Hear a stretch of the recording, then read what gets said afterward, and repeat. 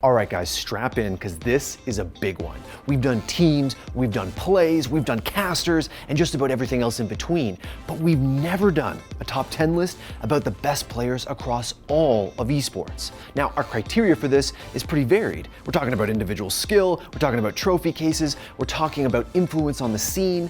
But more than that, guys, we're talking about the players who have thrilled us with their skill, who have captured our hearts with their passion, whose names live on long after their games are gone. This is the top 10 legendary players in all of esports. Starting us off is the player who has redefined what it means to be the best player in Counter-Strike. Simple. Nitro does have a Molotov and another smoke, so it could be really rough for Simple to actually get through this. He's going to throw the AWP in. Oh my god! Simple, what is happening? He's been in 2 major grand finals, has become a household name for CS fans all over the world, and is arguably the greatest mechanical player in CS history. Smokes. See double smokes in the same place there. Simple just jumping casually into the side. He's going to fall down and get right. What is this shot from Simple? Are you serious? What is that? You can't do that, Simple. That's not allowed. This is not FPL. This is a major. Although he still doesn't have that major title he's been looking for, Simple is still young. There's a lot of career left for CSGO's young GOAT. 14 seconds, they've got to get out. Simple gets only one in return. Jumps up and somehow finds Sergey, but he hasn't found the bomb. He will now. And he goes away from default because he doesn't want to get naded. He also knows there's a flank, and he also knows he needs position. Whoa! He actually gets the first one. He's got a chance. He knows Alu's up close, and he sneaks around. Oh, that's what we like from Simple. Coming into the number 9 spot is the greatest League of Legends player China has ever produced, Uzi. Crucial cooldown, and the choo-choo trains in the backlines. Everyone's low. Uzi's diving in. Everyone from IG is just going to get taken down. Triple kill being picked up by Uzi, chasing down the 4th member. Duke's the only one left alive. The Penta kill to Uzi. Uzi is considered the greatest AD carry of all time. With mechanical excellence, almost no one can match. Minions are still pushing into their base. That's a root. That's a dead Blippo. He gets turned into zombie Scion mode, and Fnatic are running for their lives. Keep your eyes on Reckless. He's caught. He's silenced. He's feasted, but he's not dead yet. Finally, Xiaohu takes him down. Royal never give up. The quadra kill for Uzi, and Fnatic are dumpstered. Outside of the game, Uzi has become immensely popular in China, landing sponsorship deals with Nike and breaking down barriers for esports in his home country. And although he might not be on top right now, he's not going anywhere. Uzi is coming in from the backside. Surprise! Here comes the base. Kill for White. Sun's not going to escape this one. They focus down Uzi, but look at him. He's still alive. He's still surviving. He stays alive. Ace for Royal Club. What an amazing fight coming out of Uzi. God. Taking our number 8 spot is the most consistent player in CSGO history. It's a crossfire. It's a blunder. Both go to knife. Gold's going to win it off, and then there is a knife because Device comes back around. Oh my God. Device with 2 in 1 round. That's insane. Device has the most HLTV MVPs of any player in the game. Along with the rest of Astralis, he has more major titles than any other player too. And ladies and gentlemen, they've done it for the 4th time! Astralis win the major in Berlin! 4th time overall, 3 total in a row. Device is consistently incredible. Other great players rise and fall, but Device continues to spearhead the greatest team CS has ever seen. They do have a 3-man stack on this side. Device, who's had a really rough game, flashed. He's going to get that shot, and that has to feel a little bit good. Out middle of the air to take down Alex, and now they're pushing. Oh, you've got to be kidding me! He takes every single one from nothing to the AWP ace. The number 7 spot on our list is reserved for the Swedish god himself, Armada, the greatest melee player of all time. Foot smash him! Disgrace him!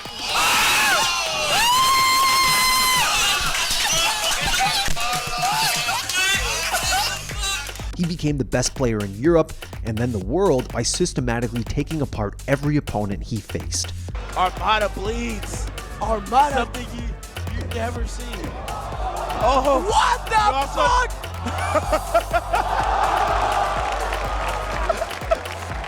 What was that twin up to? He has countless tournament wins under his belt, with 2 EVO trophies, 3 Genesis titles, and an insane 4 straight Smash Summit wins. Armada was a god among gods, and his legacy will stand the test of time.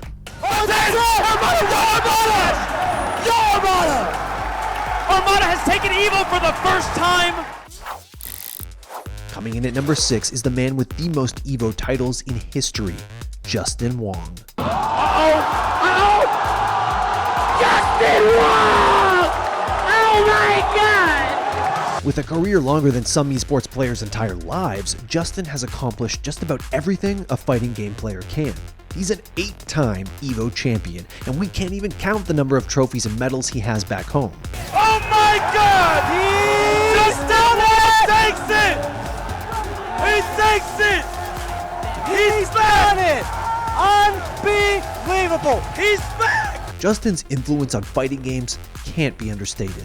The man is a living legend. He has the best fundamentals in the business and is one of the most legendary players not just in the FGC, but in esports history.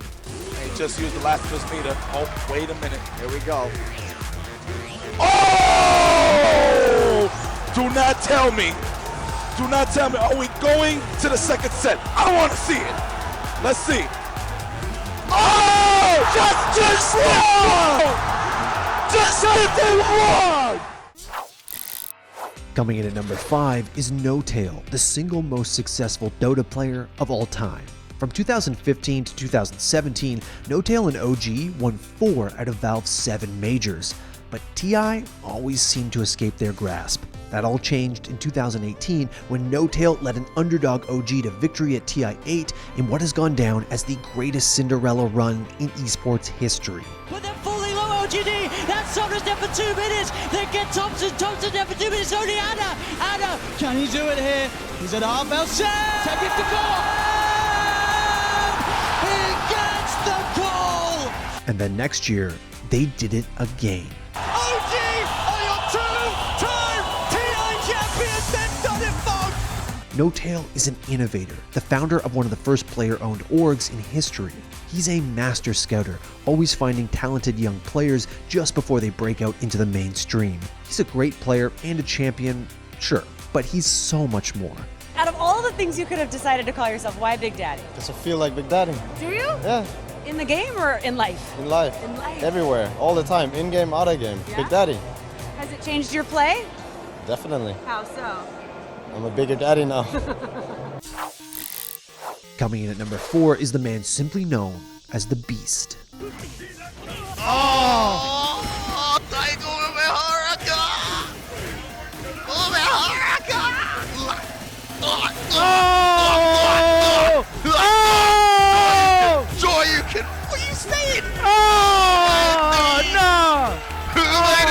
Daigo is a man with a ton of titles, but his trophies don't tell the full story. He's been playing fighting games at the highest level for over 2 decades and still goes toe-to-toe with the best players in the world. Daigo with a jump back in the corner. No overhead, so he can just take it. Oh God, Fear Russell, no! Stop me to KC! What a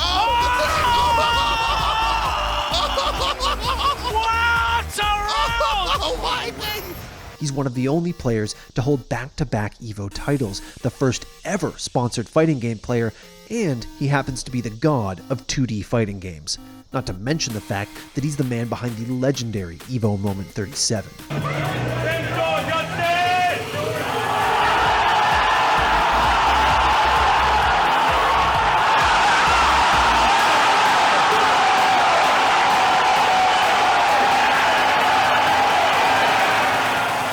Daigo is a pioneer. He didn't just dominate fighting games, he created a path for aspiring pros to follow all around the world. He's a god, but more importantly, he's an inspiration. He's the final boss of fighting games.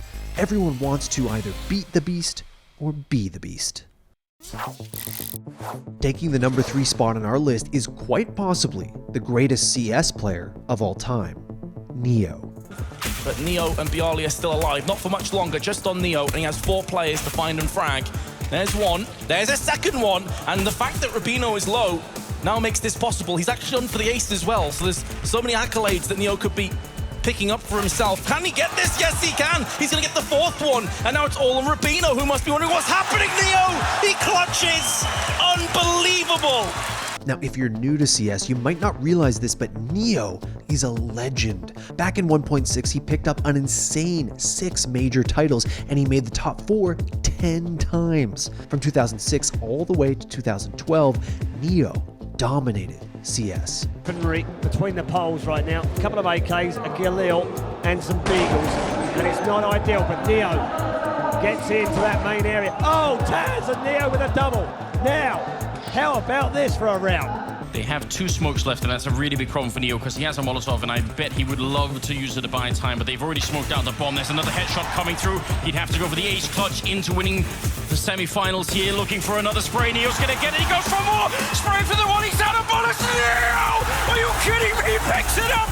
Ace clutch right into the grand finals. Neo's CSGO career was less impressive than his 1.6 days, but he still picked up a major title and dozens of premier tournament victories. Taco, he's held out of position. He'll Molotov off on Cat because he knows one's there, but it's already found. Neo gets it. And Virtus Pro, they'll pick it up. They were determined all week, and they prove it. Our runner-up is bar none the greatest League of Legends player of all time, Faker. I'm like, even though I only have a man on the floor, I think he's in the bed. Oh, Faker may be in trouble here. Deathmark tries to clean it up for Ryu. Oh, look at the cleanse, look at the moves. Faker, what was that?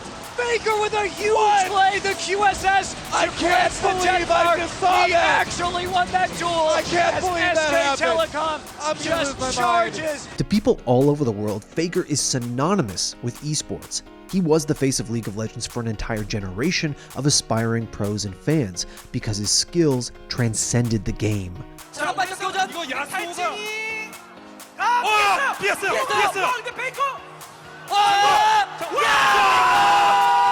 He's a 3-time world champion, 2-time MSI champion, and holds 8 domestic titles. Faker is dominance personified. Faker had laid down orbs. There's the ult on the Nagne now. Oh, and a nice Faker with stun. the plays on the Nagne. That is Faker. Wow. This is Faker, guys. This is Faker.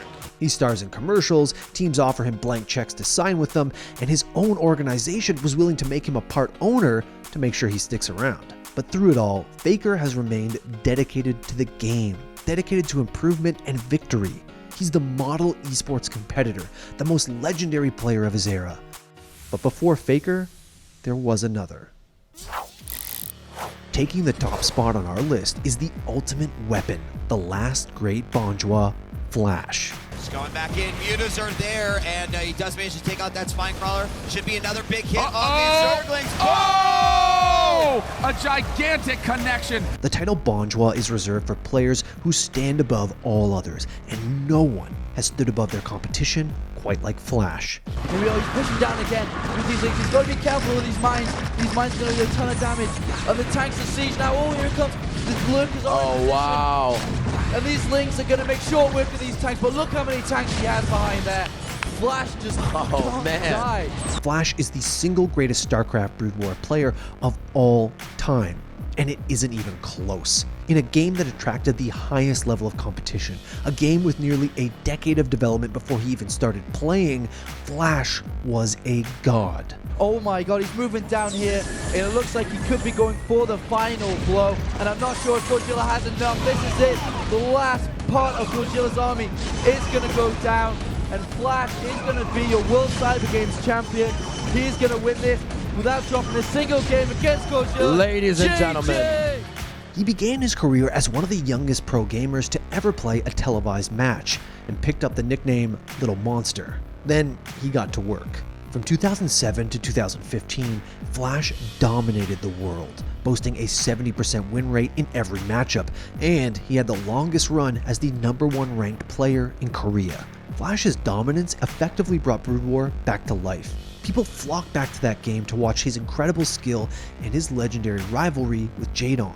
Even after the rise of StarCraft 2, Flash kept going. He became the second player to win a premier tournament in both Brood War and StarCraft 2 before he retired. Then he went back to Brood War and dominated it again, proving that one true god of StarCraft will forever be the greatest of all time.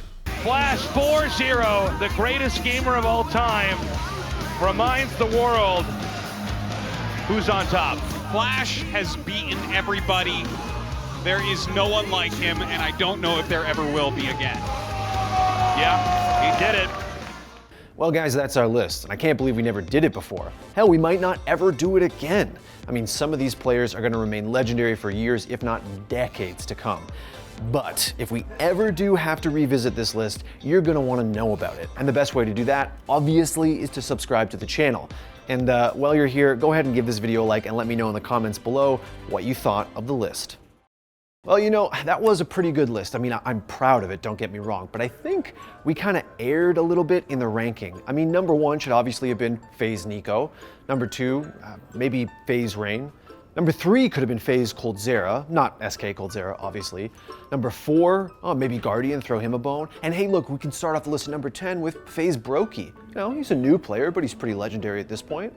Yeah, you know what, actually, Colton, I'm gonna read you this list. So yeah, if you can just re-edit it, re-export, get this up next week.